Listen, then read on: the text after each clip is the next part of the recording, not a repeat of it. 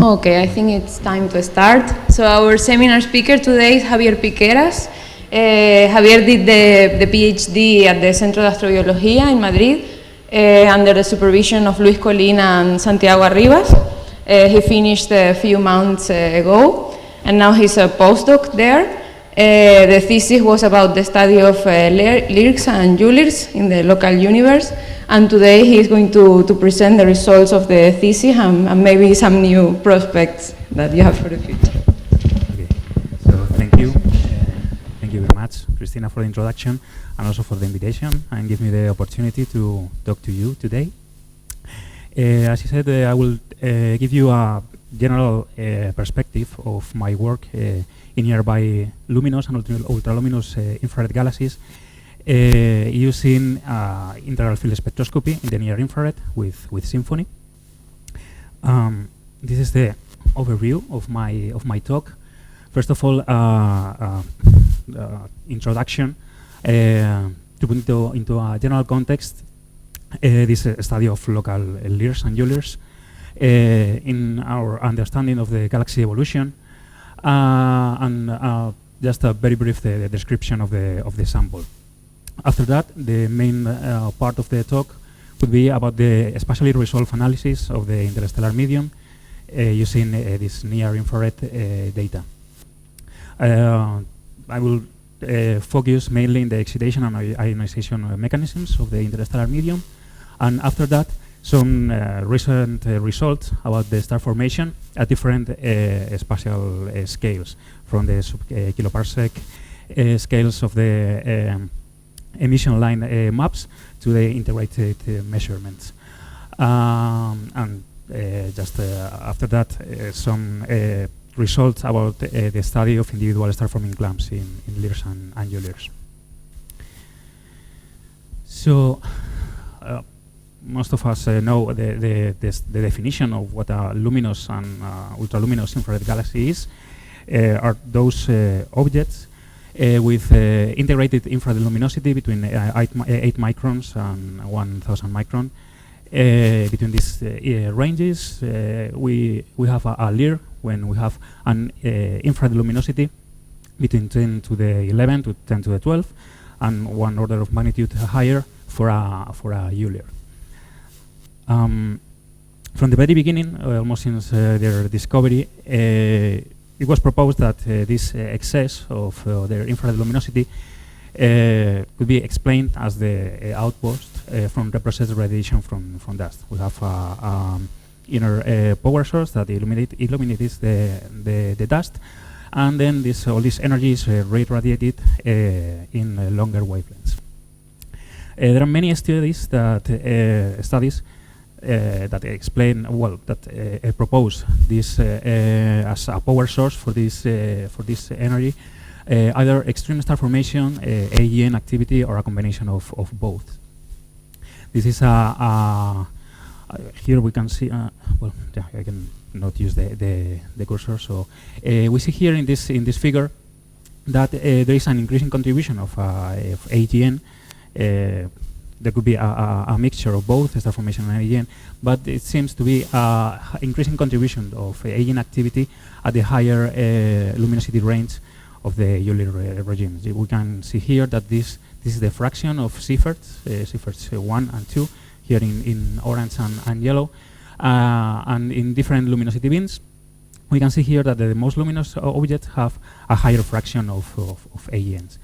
And not only the number of AGN increases with luminosity, but also the luminosity of the AGNs increases with the infrared luminosity.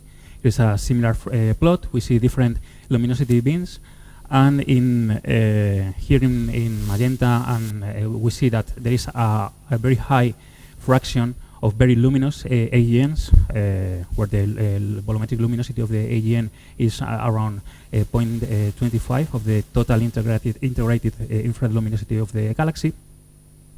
And we see here that more than the half of the objects have this kind of luminous ANs. As triggering mechanisms for this power source have been proposed that the interaction play a central role in order to feed the AN or the star formation activity.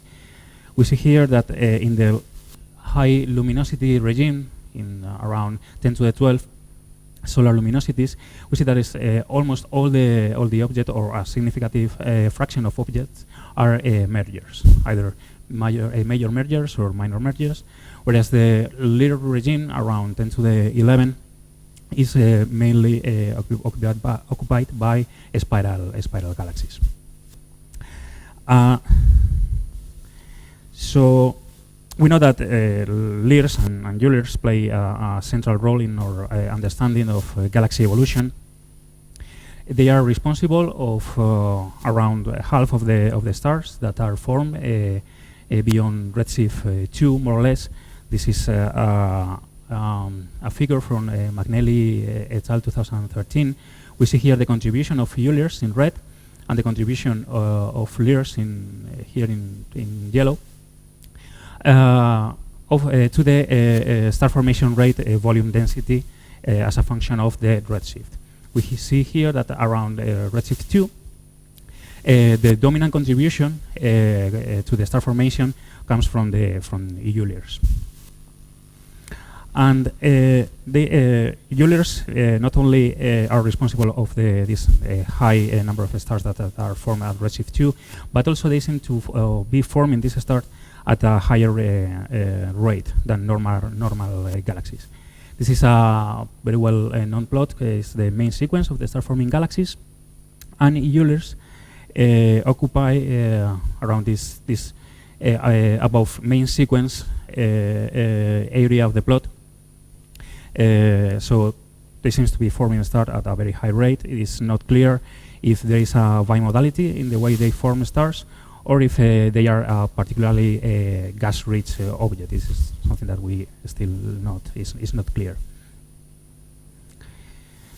So, although they are detected in a very high, in large numbers using Spitzer and Herschel, they are not very common in the local universe. So, why focus on nearby LIRGs and ULIRGs? Well, first of all, we can study them using with great amount of detail, okay, with a very high spatial resolution. We can study both extreme and compact star formation and coeval AGN. I will show you some examples later. Analyze the feedback processes like outflows, quenching of the star formation, and of course they bridge the gap between these normal star-forming galaxies, disks in the nearby universe, with the high redshift object, and they will set the ground to forthcoming studies using new telescope like James Webb and ELT. So, in order to address the study of nearby LIRGs and ULIRGs, we performed the first comprehensive near-infrared integral field spectroscopy study of a sample of local LIRGs and ULIRGs. It's a representative sample of 10 LIRGs. I will talk today about 10 LIRGs and 7 ULIRGs. We already have new observations of another 5 that cover the high luminosity end range of the ULIRGs, but they are still to be reduced and analyzed.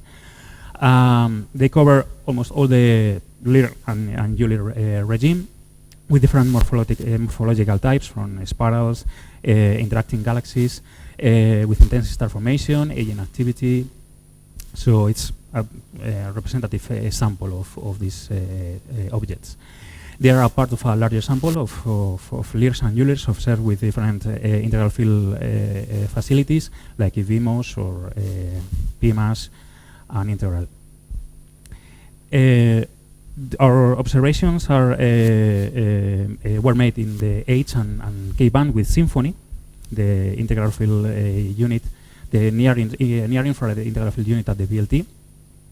We were using the scene limited observations with a resolution about 0.6 arcseconds. And we cover more or less around 8 to 10 arcsecond with a spatial resolution, the scale, beta scale of 0.125 arcsecond per pixels.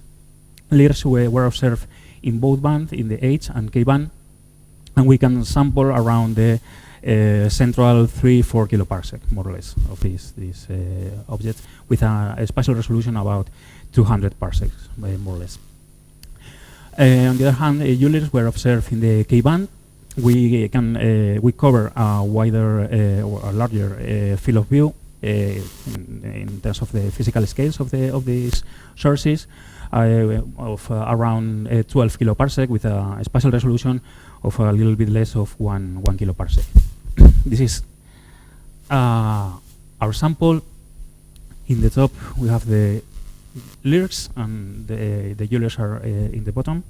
We see here that we cover different morphological types, some spirals here, some mergers, and almost all the ULIRGs are interacting galaxies at different stages of their interaction.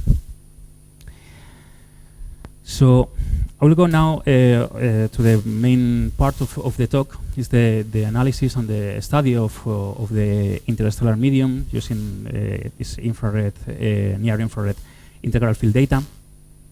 This is an example of the kind of spectra we use, we handle. This is an actual real data from SYNFONI. This is the stacked spectra of all the sample of LIRGs and ULIRGs. This is the H band and the K band. And this is to illustrate the great amount of different spectral features that we can study using the near infrared data. We can trace different phases of the gas from the ionized gas with using these different recombination lines like Paschen alpha, here bracket delta and bracket gamma, that allows us to trace the very young star formation. We can also use the information from the rotovibrational transition of the warm molecular gas. There are a lot of different lines here, up to 8 different transition of the warm molecular gas at a temperature around 1000, 2000 Kelvin, more or less, that allow us to study the excitation condition of the gas. Also, in the H band, the iron 2 line, that is a well-known supernova tracer. It's mainly produced in the shocks due to supernovae. And also, not only strong emission lines, but also different absorption features like the CO bands on the calcium that allow us to trace the stellar component of these objects. There are also different, the helium line that is a tracer of also very young star formation, and 2 coronal lines that are mainly the silicon 6 here around 1.96 micron, that is used as a ADN tracer. We can then use every single line in this spectra, and we can build these emission line maps using, for example, a single Gaussian model to fit the emission line. This is how they look like, this kind of emission maps. This is some examples from 4 LIRGs. This is the 4 LIRGs and 1 ULIRG for both the ionized gas and the molecular gas, traced by the Paschen alpha or bracket gamma and one of this transition of the molecular gas. We can see here that the morphology is very different. When we look at the ionized gas, we see that there are many star-forming regions concentrated on a structure like rings and spiral arms, whereas the molecular gas is mainly concentrated towards the nuclei of these galaxies. We have not only the information from the emission, the surface brightness distribution of the gas, but also we have the information from the kinematics of this gas. Okay, again, some examples. We see here some typical, clear rotational patterns, some more complex kinematics in the ULIRGs due to their interacting nature. So we can have a very complete picture of the gas and in the different phases, not only the ionized, or the molecular, but also the partially ionized gas. So using this information and this 2D structure of the gas in different phases, we can build these well-known diagnostic diagrams called the BPT diagrams. This is an example of what would be at in the optical, okay, using different strong emission lines.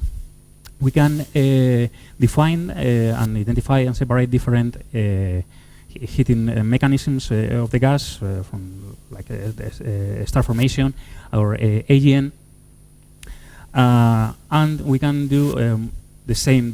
We can use the same approach in the near infrared. Okay, this is an example. Instead of using the optical lines, we can use different lines in both the J, H band and also in the K band to try to define different areas in this diagnostic diagram to separate different ionization and excitation mechanisms.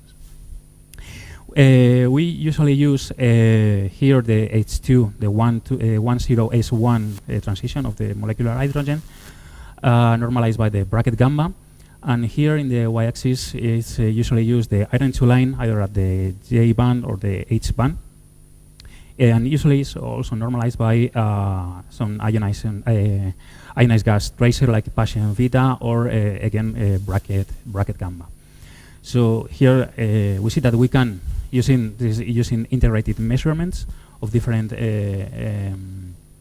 starburst galaxies, CFERs, and also some liners from Riffel and collaborators 2013.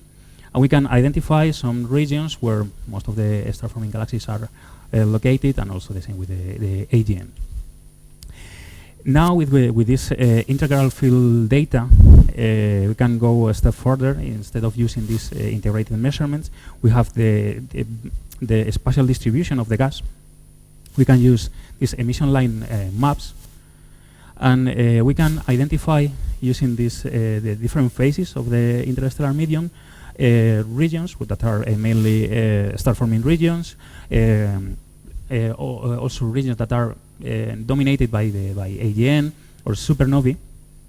Using the bracket gamma again traces the star formation, the warm molecular gas. This is also indicative of some shocks and also the iron 2. That is again well-known supernova tracer. And also we have the information from the silicon 6. This, as I told you before, is a AGN tracer. Okay, so if we combine the information from these 4 lines, we can identify different well-defined regions that are dominated by different heating processes. Okay. Since LIRGs and ULIRGs are very dusty objects, there's a large amount of dust. It's important to have a detailed description of the extinction. Okay, we have also we can also obtain 2D extinction correction, very detailed at the scales of a few tens of parsecs, and correct all these emission maps from extinction. So we can identify, as I said, different regions in these maps that are mainly dominated by star formation, AGN, or a combination of both. Okay, so this is one example. You can identify here very bright star forming clumps like these 2 here in blue. Also the area of influence of the AGN. We use the silicon 6. We can use a flux threshold in order to constrain the unresolved emission from the AGN, and also what we call the AGN diffuse, that is some extended area that could be influenced by the AGN, but it's not the unresolved source. And also, this example of this iron 2 bright, a very bright region here, that is mainly dominated by shocks, by supernovae. And there is a lot of spatial. There is a very wide region that is what we call interstellar medium diffuse. Is a mixture of very different processes that are not very well, you cannot identify or classify using this criterion. Once these areas, these regions are identified, we can see where all these points lie in this diagnosis diagram. This is, again, our line ratios. This is the H2 bracket gamma, the iron 2 bracket gamma.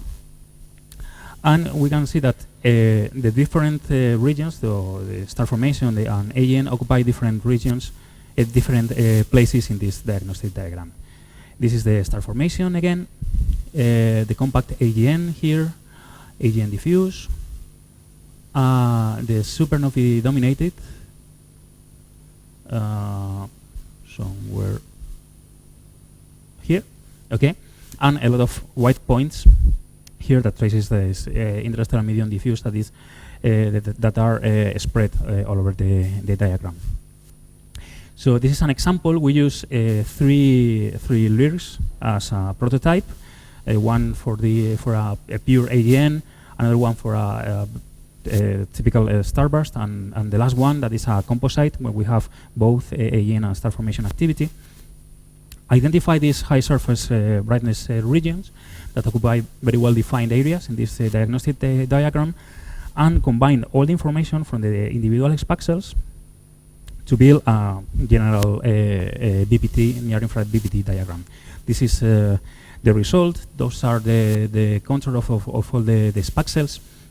And we see that they occupy very well-defined regions in these diagrams. Again, the star formation, giant star formation, the AGN that is mainly spread in very well-constrained values of the H2 bracket gamma, the supernovae, and this is an example of the diffuse, both the AGN diffuse and the interstellar medium that it's, as I said, spreads all over the diagram. Here I show you some boundaries for the star formation and the AGN that were proposed by Riffel and collaborators 2013. And with this new information, using this the spatial resolve data, we proposed some different limits for both the star formation and the AGN that constrains very well our data. The next logical step is translate this information we have from less than a few hundred parsecs and compare them with the integrated measurements like the first plot I showed you before. We have done this. We used also a sample of CIFERs in order to compare and see where this CIFER2 would lie in this BPT diagram. Again, this is the H2 bracket gamma, the iron 2 bracket gamma, the new boundaries, the new limits for the star formation and the AGN proposed. Those are all the points from our LIRGs. It's around 40,000 pixels, so it's a large number of points. And we can compare this with the integrated measurements. We can define an aperture of the effective radius, integrate the spectra, and measure the emission lines. And we can see here that most of the points in white move towards the AGN limit here. Okay, so there's a very clear difference when we take two different approaches. First, the spatially resolved That means that we have expaxel-weighted line ratios. Okay, those areas that are more numerous in the number of pixels have a higher weight in our results.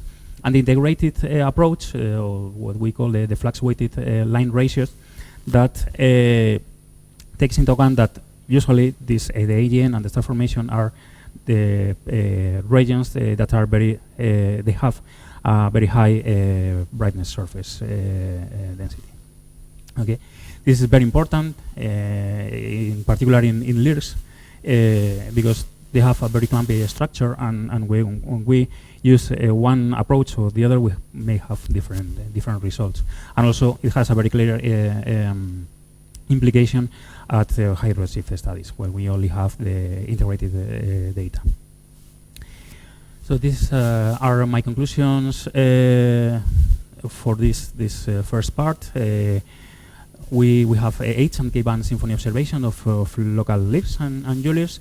This data allow us to perform spatially resolved studies of the different excitation and ionization mechanisms of the interstellar medium using a single and self-contained data set. We can identify different heating sources, AGN, young star formation, and supernovae, and propose new areas in these BPT, near-infrared BPT diagrams to constrain or to classify those sources that are AGN dominated, star formation dominated, or supernovae dominated. We saw that there is a very large number of points that are spread in these diagnostic diagrams that are a mixture of individual mechanisms. And also it's very important that the integrated line ratios appear to be compatible with higher excitation condition and with all these clear implication to high redshift studies.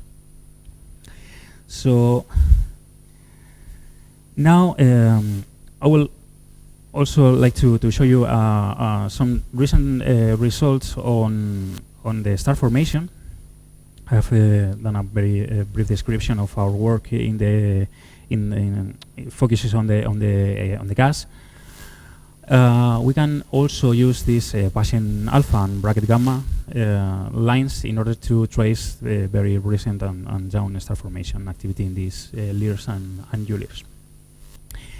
We can follow a similar approach, use the 2D information, the spaxels, in order to compare the star forming properties of LIRGs and ULIRGs, and do this kind of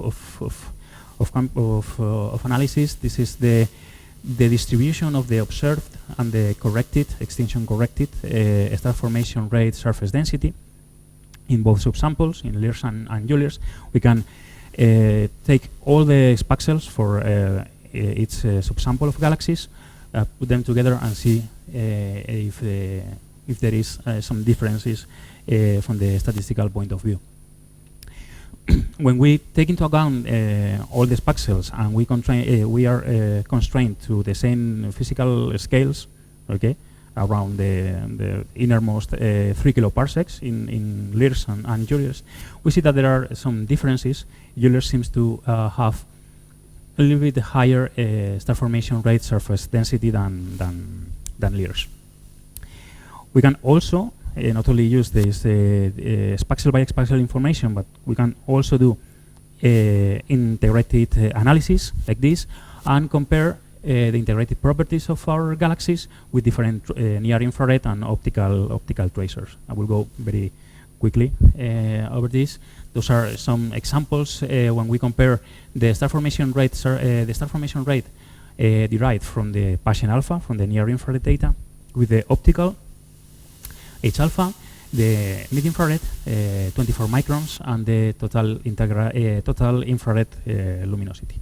Okay, and we see that there are some discrepancies when we compare with the optical. This is something that we might expect, even when we correct from the extinction. Again, LIRGs and ULIRGs have a large amount of dust. They are very obscured, and even when we apply these extinction corrections, we can't, we don't recover all the star formation that we found in the near infrared with the optical tracers.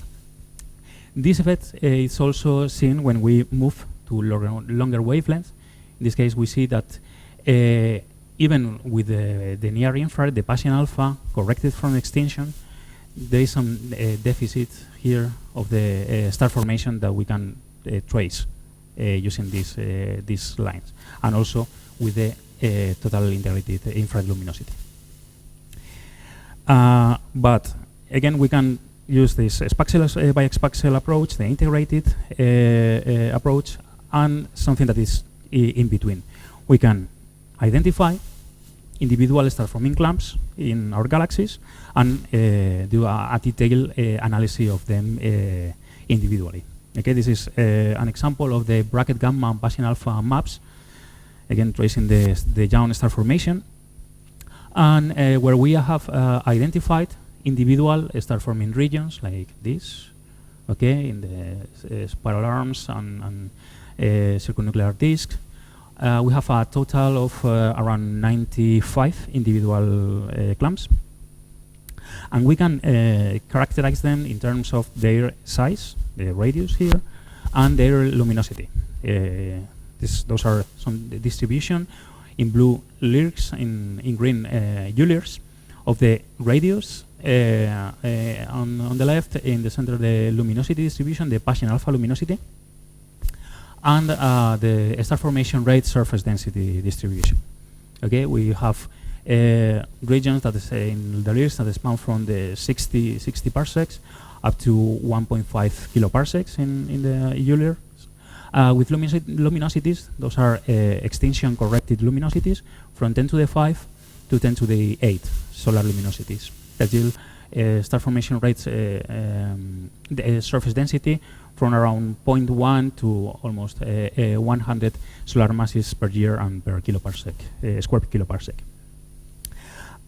So with this information about the sizes of the regions and also their luminosities, we can compare with different samples, from local samples and high redshift samples, and try to get some conclusions about their structure. Okay, here we are comparing with local samples. Those are the references that are mainly normal disks and star-forming galaxies. This is our in blue all the regions from the LIRGs sample, and in blue in green the regions from the ULIRGs. Okay, we can compare with both local and star-forming samples from submillimeter galaxies, high redshift star-forming clumps, and see if we can derive some relations between their sizes, their radius, and the passing alpha luminosity. Why try to explore this relation? Because we try to distinguish in between two regimes. Here, the ionized bounded regions, that what we know as strong-grain spheres. We have a molecular cloud, okay, with young OB stars that emit Lyman alpha photons. They ionize the cloud, and this boundary between the fully ionized gas and the neutral gas, what we call the strong-grain sphere, and the radius is given by this strong-grain radius. Okay, that is the size of our region here. The relation between this strong-grain radius and the luminosity in the emission line, in the passing alpha, is given by a power law slope with a very well-defined slope of 3. We're talking here about ionized bounded regions. But there is also a different picture when we can, our OB stars are able to ionize completely the molecular cloud. Then we have what we call density bounded regions, okay, where there are some Lyman alpha photons that escapes from the cloud. So for a given size, we will measure lower passing alpha luminosities. So the slope will be a little shallower. And this is what we think we are seeing here when we compare with the local samples. We can fit a power law slope of almost 3 to 0.90 something, okay? But when we only take into account our LIRGs and ULIRGs and the high redshift samples, we see that we found a shallower slope. So we conclude that the regions in the star-forming clumps in LIRGs and ULIRGs are more similar in terms of their structure to high redshift clumps and galaxies. So this is my conclusions of this part of my talk. We have used different approaches and proved different physical scales in our study of the star formation. We see that we measure different, these ranges of the star formation rate surface density in LIRGs and ULIRGs. We saw that the ULIRGs have a slightly higher star formation rate surface density, and it seems to be a good correspondence among different infrared tracers. Although there seems to be some extinction effect even at infrared wavelengths. We have characterized a total of 95 individual regions with different sizes from 60 up to 1.5 kiloparsecs in ULIRGs. And we saw that these star-forming clumps in ULIRGs seems to be similar to those observed at high redshift. And just my last slide today to conclude some work in progress. During almost all the talk, I've only focused on the emission of these emission lines, the morphology and the distribution of the gas, but we can also focus on the kinematics. Okay, so following this study of the star formation clumps in LIRGs and ULIRGs, focus on sizes and luminosities, I am now working with the kinematics in these star-forming regions using this multi-component approach and also a multi-phase approach, focusing on these three phases of the gas. Again, the bracket gamma, the iron 2, and the warm molecular gas. This is an example of one LIRG. This is the iron 2 line. We see here a very bright region that I classified a few minutes ago as a supernovae-dominated star-forming region. We see here that there is what it looked like a molecular outflow. This is the H2 line, the broad component only. So what seems to be a outflow here. And when we look into the different phases of the gas, we see here that there is a very complex scenario with very different kinematics when we focus on the different emission lines. For example, here in the iron 2, most of it's around the 40% of the total flux of the line goes to the broad components here. So 40 per each component. Okay, so it's a huge amount of energy injected to the outflows. So it has clear and direct implications when we compare with numerical simulations. Okay, so although we can extract a lot of information about the ionized gas, there is a lot of energy that goes to different phases of the interstellar medium that has to be accounted. And that's all. This is my summary. So with this near-infrared integral field spectroscopy data, we can perform comprehensive analysis of a wide variety of physical processes and trace the kinematics of different phases of the interstellar medium simultaneously using a self-contained data set. When we focus on the spatially resolved study of the interstellar medium, we can use these near-infrared BPT diagrams to identify new areas in these diagnostic diagrams to separate different ionization sources and excitation mechanisms. There is a large mixture of these sources weighted by their relative flux contribution and spatial distribution. Okay, and when we focus on integrated measurement of these line ratios, we found that we obtain higher excitation conditions, more AGN-like, and has a clear implication for the classification of high redshift sources. When we focus on the star formation, we can identify, we can use again the spatial information that is provided by the integral field to perform this statistical analysis of subkiloparsec at subkiloparsec scales in both LIRGs and ULIRGs.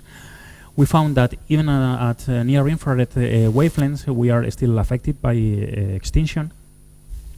And when we focus on individual star-forming regions, we found very similar properties when we compare with other samples at high redshift in terms of luminosities and sizes. And that's all. Thank you very much for your attention.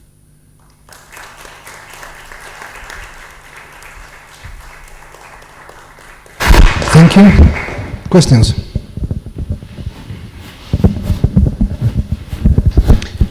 Very interesting talk. Very puzzled with the result that the star formation rate density of ultraluminous infrared galaxies almost a factor of 2 higher. So what is the physical origin of that? Is the amount of gas that these regions have? Is the age of the burst? So what is the reason why the density is higher? Yeah. Let me show you that.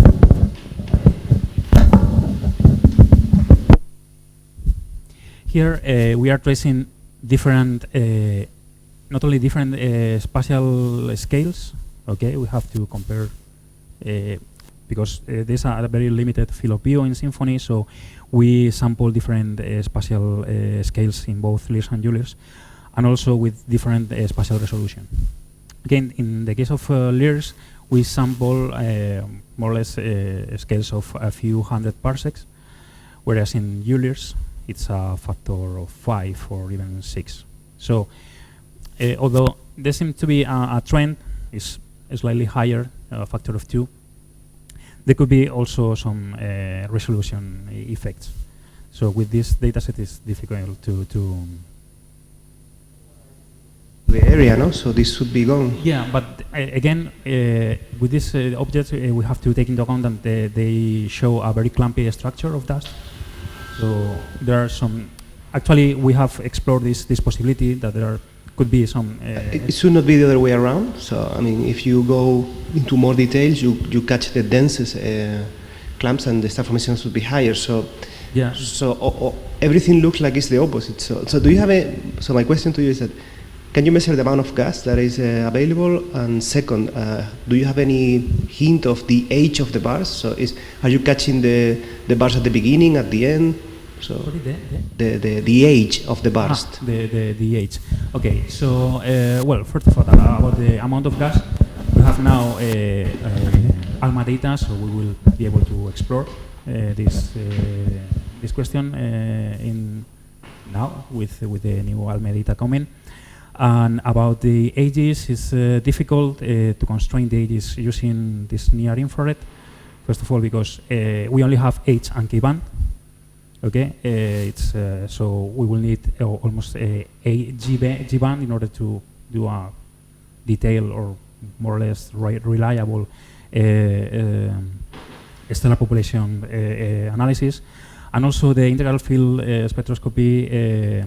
Well, when we use different bands, it's sometimes tricky in order to really have enough spectral coverage in order to do this kind of studies. And about the problem with the resolution, well, the problem is this issue. We have performed some simulations using the LIRGs and translating them to the distance of the ULIRGs, and we saw some effect that points to these kinds of results. Mainly because of the extinction. Okay, the extinction is the distribution of the dust is very clumpy at very small scales, and that plays a very important role when we derive these extinction-corrected properties. A comment on that, for me, is not puzzling at all, because I mean, if in ULIRGs they are detecting a higher fraction of mergers, then it makes sense that you find more star formation. No? Generally, the more the mergers, the more the gas, the more the star formation.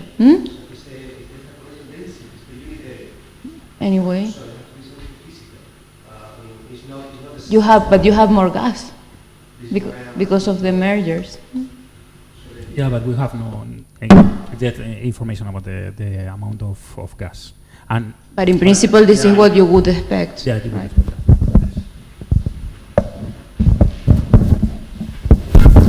Javier, it's an impressive data set, so congratulations for the work.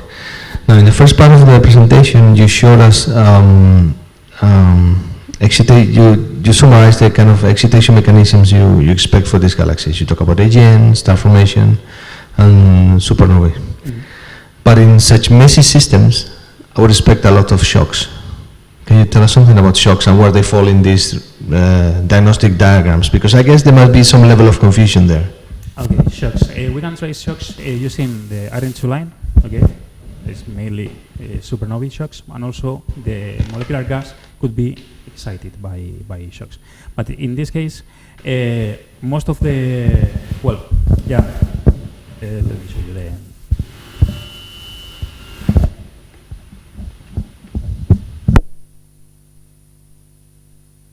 For example, here.